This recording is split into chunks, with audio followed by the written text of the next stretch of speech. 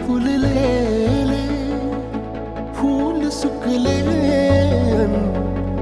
एक कोमेजून गेले तरीही ते जळले नाही. आतुरता गोड ही शेवटची ओढ ही हृदयाने हृदयाचे घर हे उजाळले. सुख कळले